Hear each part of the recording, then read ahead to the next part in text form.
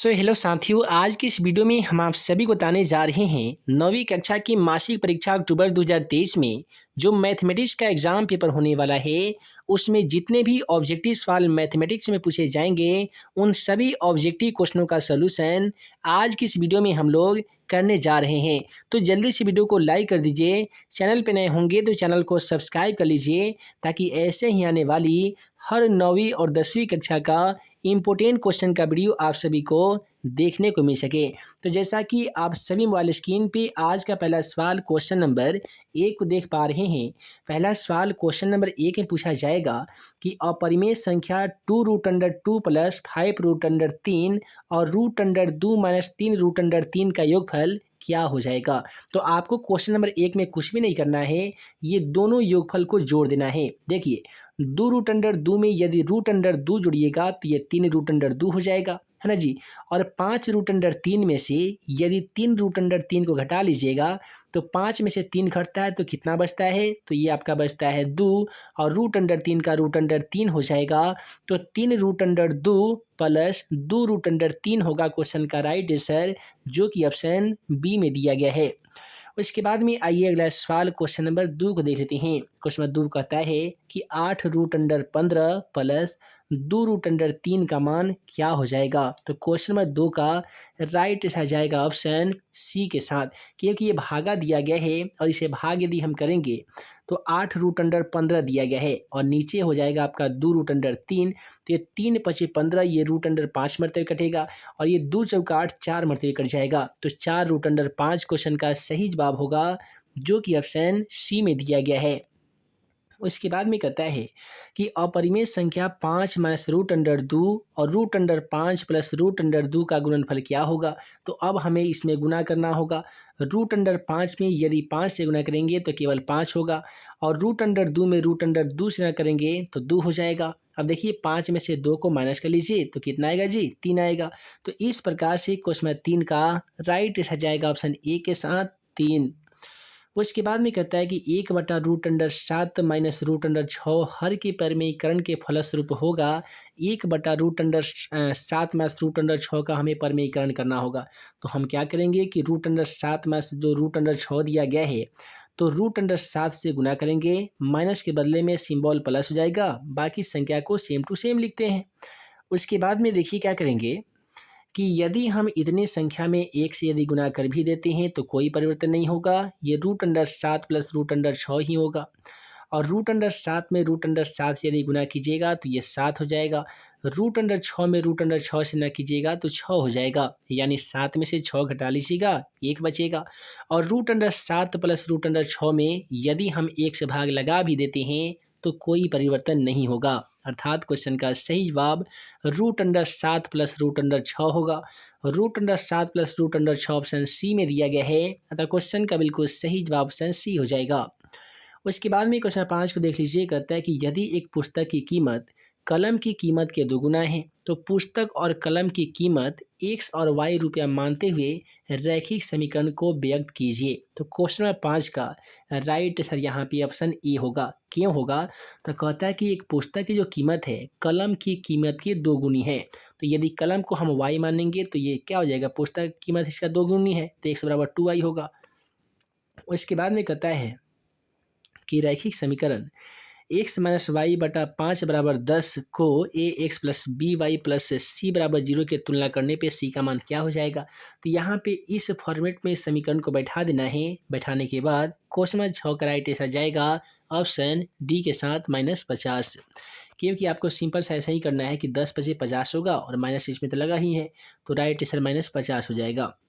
उसके बाद में कहता है कि बिंदु 3, -1 किस पाद में स्थित है। बहुते बार हम आप सभी को बता दिए हैं कि किसी भी बिंदु यदि पहला माइनस हो और दूसरा हो पहला प्लस हो और दूसरा हो माइनस में, तो वह बिंदु आपका चतुर्थ पाद में होता है। यदि दोनों बिंदु प्लस में होता तो प्रथम होगा, दोनों बिंदु माइनस में रहेगा तो तृतीय होगा, पहले माइनस बाद में प्लस द्वितीय, और पहले प्लस बाद में हो माइनस, तो ये आपका चतुर्थ पाद में होते हैं।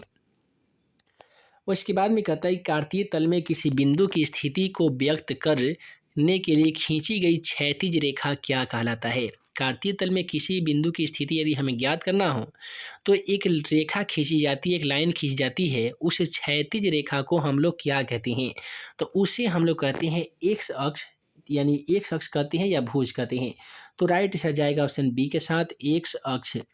अगला क्वेश्चन आपके ये सितंबर वाले एग्जाम पेपर में भी पूछा गया था कि मूल बिंदु का निर्देशांक कितना होता है? तो 0,0 होता है और यह ऑप्शन दिया गया ऑप्शन डी में। अतः क्वेश्चन का राइट आंसर जाएगा ऑप्शन डी के साथ। उसके बाद में कहता है कि वाई अक्ष पर एक्स निर्देशांक का मान कितना होता है? तो दोस्तों वाई अक्ष पर एक्स निर्देशांक का जो मान होता है वह होता है 0, क्योंकि एक्स पर आपका ये 0 होता है और वाई पर भी 0 होता है, तब ये जाकर मूल बिंदु का निर्देशांक 0,0 होता है। चतुर्भुज के चारों कोणों का योगफल कितना होता है? तो आशा करते हैं आप सभी स्टूडेंट को इसका आंसर मालूम होगा कि 360 डिग्री होते हैं। उसके बाद में कहता है कि समांतर चतुर्भुज की सम्मुख भुजाएं होती है। तो क्वेश्चन नंबर 12 का राइट आंसर जाएगा ऑप्शन सी के साथ, बराबर और समानांतर होती है।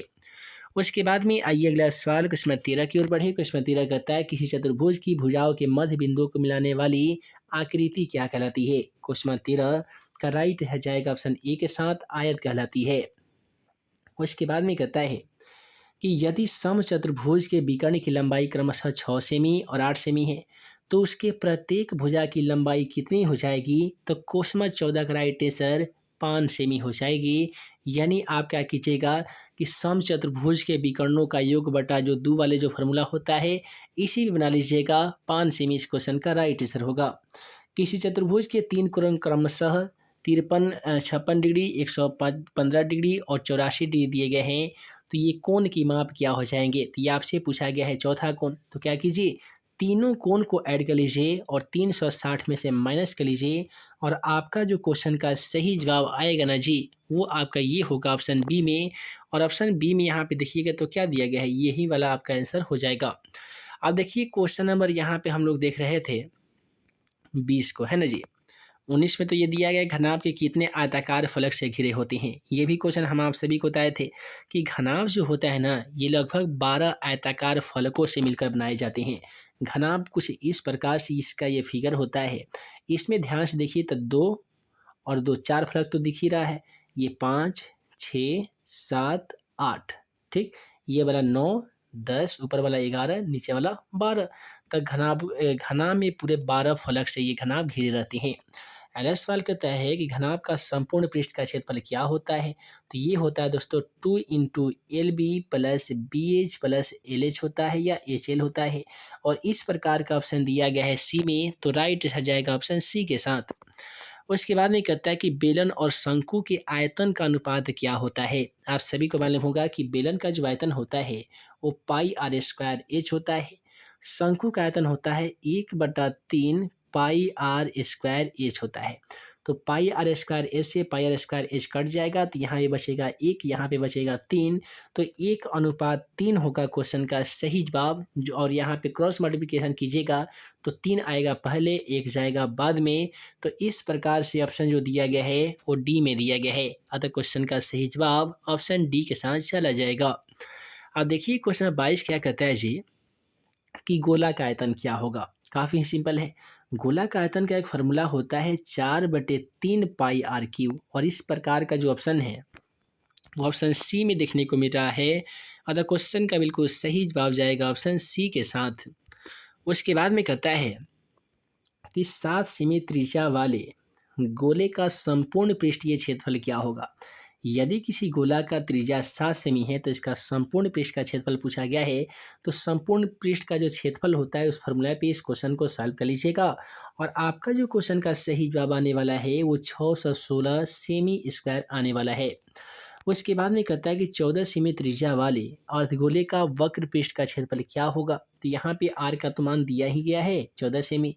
अभी अर्धगोला का जो वक्र पृष्ठ का जो क्षेत्रफल होता है 3/r² पे उसी भी बना लीजिएगा। और आपका क्वेश्चन 24 का जो बिल्कुल सही जवाब होगा जी वो होगा 1232 सेमी। उसके बाद में कहता है कि यदि गोले का पृष्ठ क्षेत्रफल 154 सेमी स्क्वायर हो तो इसकी त्रिज्या क्या होगी। तो यहाँ पे क्वेश्चन 25 का राइट आंसर जाएगा ऑप्शन बी के साथ 3.5 सेमी होगी, है ना जी। उसके बाद में क्या कहता है क्वेश्चन 26 में दिया गया है वर्ग अंतराल और बराबरता में दिया गया है। कहता है कि वर्ग अंतराल 15 से 20 की संचयी बराबरता क्या होगी। 15 से 20 की आपको संचयी बराबरता बता देना है। तो यहाँ पे जो क्वेश्चन नंबर 26 का जो बिल्कुल सही जवाब हो जाएगा वो होगा आपका 32। 8 दिया गया है, इधर भी 8 है और इधर भी 8 है, तो 8 में 8 से गुना करेंगे तो 8 टाइम 64 होगा। 36 में 2 से भाग लगा देंगे तो ये 32 हो जाएगा। उसके बाद में कहता है कि प्रथम 6 विषम संख्याओं का माध्य क्या होगा। तो सबसे पहले 6 विषम संख्या लिख लेंगे। विषम संख्या वैसी संख्या है जिसमें पूर्ण रूप से 2 से भाग नहीं लगती है, उसे विषम संख्या कहते हैं। तो क्या करेंगे कि 6 विषम संख्या लिख देना है और उसमें 6 से भाग लगा देना है और हमारा जो भागफल होगा वही क्वेश्चन का आंसर होगा। यानी क्वेश्चन 27 का राइट आ जाएगा ऑप्शन बी के साथ 6। उसके बाद में क्वेश्चन 28 को देख लीजिए। क्वेश्चन 28 क्या कहता है कि क्रिकेट टीम में 11 सदस्यों द्वारा बनाए गए रन इतना इतना इतना की माध्यिका क्या होगी। देखिए, माध्यिका ज्ञात करना काफ़ी ही सिंपल होता है। इसके लिए सबसे पहले हम बढ़ते क्रम में सजा देते हैं। बढ़ते क्रम में कैसे सजाते हैं, तो सबसे पहले छोटी वाली संख्या लिखते हैं और 0 से जस्ट बड़ा जो संख्या होगा उसे हम लोग लिखेंगे। जैसे कि यहाँ पे हमें 13 दिख रहा है, 13 के बाद में 15 है, 15 के बाद में 16, 17, 18, 19 ये तो है नहीं। उसके बाद में 20 है तो 20 लिखेंगे। 20 के बाद में यहाँ पे 21, 22 भी नहीं दिख रहा, 23 भी नहीं दिख रहा, 24, 25, 26 ऐसे करके नहीं जो दिख रहा है। तो ऐसे करके बना लेंगे, दोनों तरफ से एक एक जोड़ा निकाल देना है। जब जोड़ा निकाल देंगे तो 20 में बचेगा हमारा 29 और यही क्वेश्चन का बिल्कुल सही जवाब हो जाएगा। या आप ऐसे भी बना सकते हैं n+1/2 टोटल जितनी भी संख्या है उसको जोड़ लेंगे, उसमें एक जोड़कर 2 से भाग लगा देंगे, उस संख्या को काउंट करेंगे तो राइट आंसर भी 29 आएगा। अगला सवाल कहता है कि बहुलक का मान क्या होता है। देखिए, बहुलक का जो एक फार्मूला होता है 3 गुने माध्यक माइनस 2 गुने माध्य वाला। तो यहाँ पे जो क्वेश्चन 29 का जो सही जवाब होगा वो ऑप्शन बी वाला ही होगा। हालांकि इस पीडीएफ में ऑप्शन बी में नहीं दिया गया ऑप्शन, तो इस क्वेश्चन का सही जवाब ऑप्शन बी होगा। जो मेन एग्जाम पेपर में जो क्वेश्चन मिलेगा ना उसमें ऑप्शन बी वाला को चयन कर लीजिएगा। फिर कहता है कि उसमें 30 में कि 3 सेमी त्रिज्या वाले गोले को पिलाकर 1 सेमी वाला कितना गोला बनाया जा सकता है। तो ये आपका बनाया जा सकता है 27 गो, क्योंकि गोला का आयतन होता है भुजा का क्यूब और भुजा का मान यहाँ पे 3 है तो 3 को क्यूब कर दीजिए। तो 3 तिहाई 9, 9 तिरका होगा 27 और यही होगा क्वेश्चन का बिल्कुल सही जवाब। हालांकि इस पीडीएफ में जितने भी क्वेश्चन है सभी का आंसर हमारे इसी पीडीएफ में अवेलेबल है। तो जल्दी से वीडियो के डिस्क्रिप्शन बॉक्स में दिए गए लिंक को क्लिक कीजिए, व्हाट्सएप ग्रुप से ज्वाइन कीजिए, टेलीग्राम से जुड़िए और इस पीडीएफ को आसानी तरीके से डाउनलोड करके मैट्रिक और इंटर बोर्ड एग्जाम में अच्छे खासे मार्क्स लाने के लिए तैयार हो जाइए। तो दोस्तों, आशा करते हैं कि आज का वीडियो आप सभी को ज़रूर पसंद आया हो। तो वीडियो पसंद आया हो तो वीडियो को एक लाइक ज़रूर कीजिएगा। चैनल पर नए होंगे तो चैनल को भी सब्सक्राइब कर लीजिएगा और जल्दी से डिस्क्रिप्शन बॉक्स में व्हाट्सएप जो ग्रुप का लिंक दिया गया है उस पर को ज्वाइन कर लीजिए, ताकि ऐसे ही पीडीएफ एग्ज़ाम से पहले ही आप सभी को मिल जाए और आप सभी जाकर एग्ज़ाम पेपर को में गर्दा उड़ा सके। तो मिलते हैं एक नए वीडियो में नए वीवीआई क्वेश्चन के साथ। तब तक के लिए आप सभी को वीडियो देखने के लिए बहुत बहुत धन्यवाद।